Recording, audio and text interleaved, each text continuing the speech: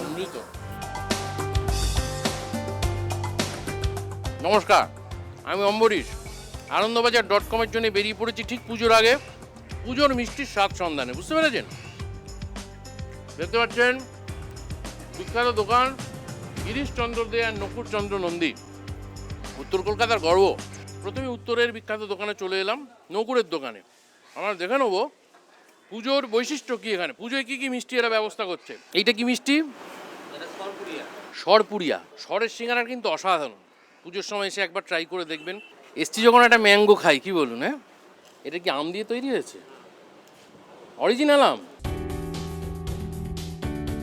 দোকানটার নাম তো হচ্ছে গিরিশচন্দ্র দে নকুরচন্দ্র নন্দী। কিন্তু আমরা একটা নকুর হিসেবেই চিনি এটাকে। গিরিশচন্দ্র কে ছিলেন? ইনি ছিলেন নকুর নন্দীর শ্বশুর মশাই। জামাই আর শ্বশুর মশাই মিলে দোকানটা অ্যাকচুয়ালি গিরিশচন্দ্র দেই খুলেছিলেন।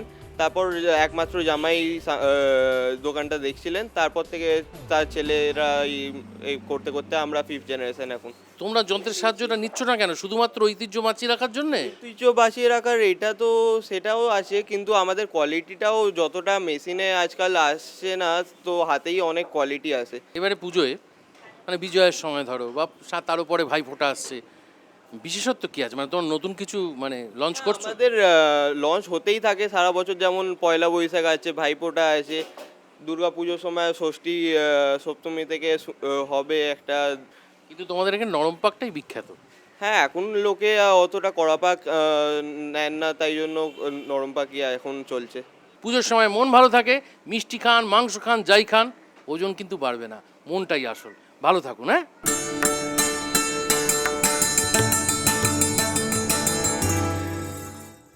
আপনারা দেখতেই পাচ্ছেন আমরা হাজির হয়েছি বলরাম মল্লিক, রাধারমন মল্লিকের দোকানে।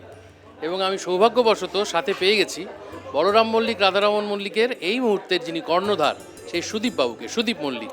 সুদীপবাবু নমস্কার। নমস্কার। আপনাদের দোকান তো বিরাট পপুলার হয়ে গেছে, পুজোয় বোধহয় আর অন্য কোনো দোকানে কেউ যাচ্ছে না। Thank you so much.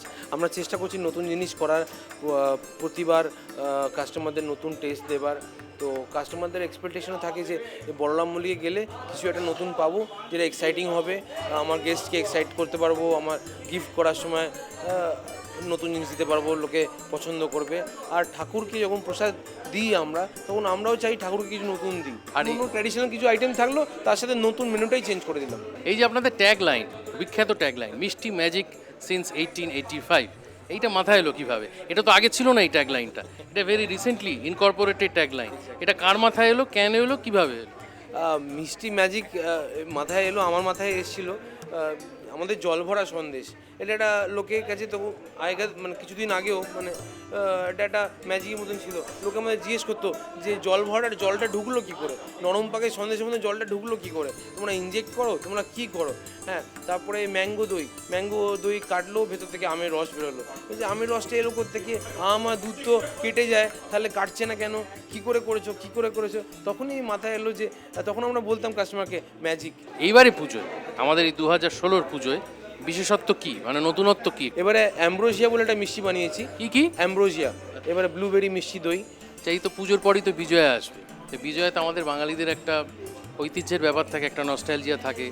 নাড়ু, তারপরে চন্দ্রপুলি, তক্তি, এই সমস্ত এগুলো নিয়ে আপনারা ভাবছেন কিছু? আমরা প্রতি বছরে বিজয়ার জন্য মিনিমাম 10 রকম আইটেম থাকে। হাতে তৈরি যেই জিনিসটা আমি মেশিনে করতে পারছি, সেম জিনিস সেম টেস্ট পাচ্ছি। আপনি প্রযুক্তির সাহায্য নেবেন না কেন? এটি আপনার কেন? হ্যাঁ, কেন আমার প্রোডাকশনটা 100 ফোল্ড বাড়ছে, 10 ফোল্ড না 100 ফোল্ড বাড়ছে।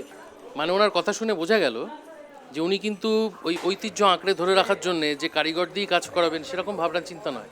আমরা যেমন স্মার্টফোন ব্যবহার করছি, আমরা যেমন কম্পিউটার ব্যবহার করছি কাজের সুবিধার্থে, কাজ তাড়াতাড়ি হওয়ার জন্য, সেই কারণেই উনি মেশিন ব্যবহার করছেন।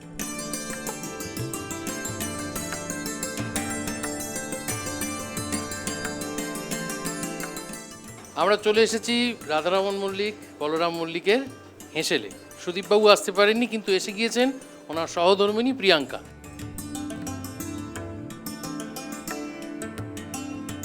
তাহলে আমরা দেখলাম কিভাবে ফাইনাল প্রোডাক্টটা তৈরি হলো, ম্যাঙ্গো ট্রাফল মেশিনের মাধ্যমে ঘন্টায় 2500। তোমরা এরকমভাবে আরও নতুন নতুন মিষ্টি বানাতে থাকো, আমাদের তরফ থেকে অনেক অনেক শুভেচ্ছা রইল। Thank you. Thank you. আমরা আবার আসবো যদি দরকার পড়ে। সমস্ত খবর জানতে চোখ রাখুন আনন্দবাজার.com-এ। আর অবশ্যই সববার পুজো কাটুক আনন্দে।